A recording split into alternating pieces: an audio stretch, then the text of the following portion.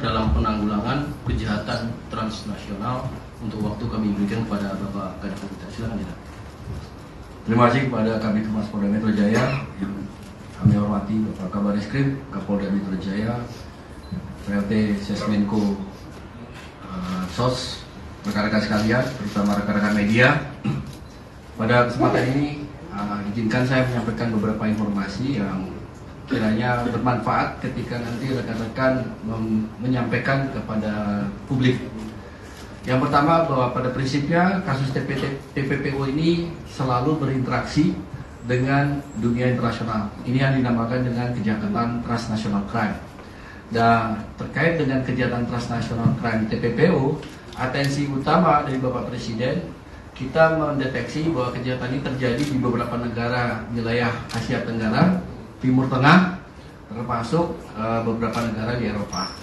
Untuk di wilayah Asia Tenggara, kami melakukan koordinasi ketat, memfasilitasi proses penyidikan. Jadi perlu diingat bahwa Divisi Hubungan Internasional tidak melakukan penyidikan, tapi kami menjadi jangkar dalam rangka kaitan dengan penyidikan dengan cara memfasilitasi para penyidik, baik itu penyidik Bareskrim, penyidik di Polda-Polda, dan kami menyambungkan, menghubungkan, mengkoordinasikan, mengkomunikasikan, termasuk memfasilitasi bagaimana ini menjadi terungkap. Dalam kaitan interaksi dengan dunia internasional, beberapa negara Asia Tenggara, beberapa negara Timur Tengah sangat kooperatif dalam pengungkapan TPPO. Seperti misalnya apa yang dilakukan di Malaysia, seperti tadi disampaikan oleh Bapak Kabar Eskrim, kita mengungkap kasus banyak, baik itu di wilayah Semenanjung maupun wilayah Kalimantan. Kemudian Singapura juga, tapi tidak ada kasus, tapi koordinasi kita baik. Thailand, kita berkoordinasi menjadi wilayah penyelundupan, ya, jadi tidak terjadi kasus di Thailand, tapi menjadi wilayah penyelundupan untuk wilayah Myanmar, ya, masuknya lewat Thailand, Myanmar, dan Kamboja, serta Vietnam. Jadi Thailand sangat kooperatif.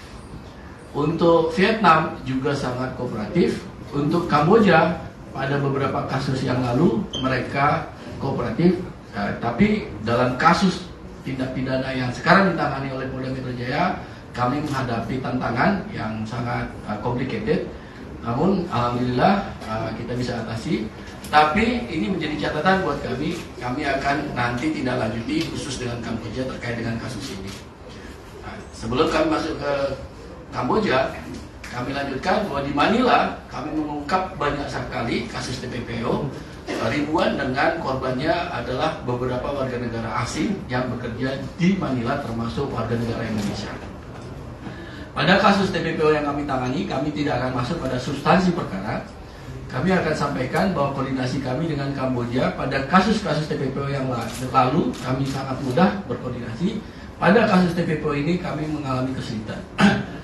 Nah, kesulitan itu menjadi tantangan bagi kami, sehingga kami harus melakukan koordinasi yang ketat dengan didukung oleh KBRI, khususnya karena kami tidak punya atas Polri di Kamboja. Kami mengempowering dukungan dari atas pertahanan. Pertama, kesulitan kami adalah dan menjadi catatan kami, belum ada kesepahaman tentang kasus-kasus TPPO, baik di lingkungan internal dalam negeri, domestik, khususnya kementerian lembaga, termasuk KBRI. Sebagian menganggap ini belum terjadi tindak pidana, tapi kami yakinkan bahwa ini telah terjadi tindak pidana. Kedua, tindak pidana ini dilakukan di rumah sakit yang secara otoritas itu di bawah kendali pemerintah Kamboja. Terjadi, ya, di situ kami sampaikan rumah sakit Preket Mealea, ya.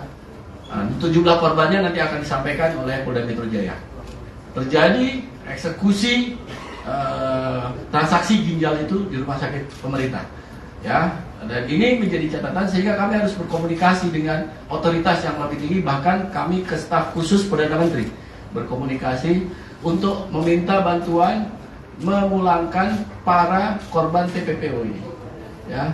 Kami juga berkomunikasi ketat dengan kepolisian Kamboja, kami berkomunikasi ketat dengan Interpol Kamboja, dan alhamdulillah kasus ini bisa terungkap.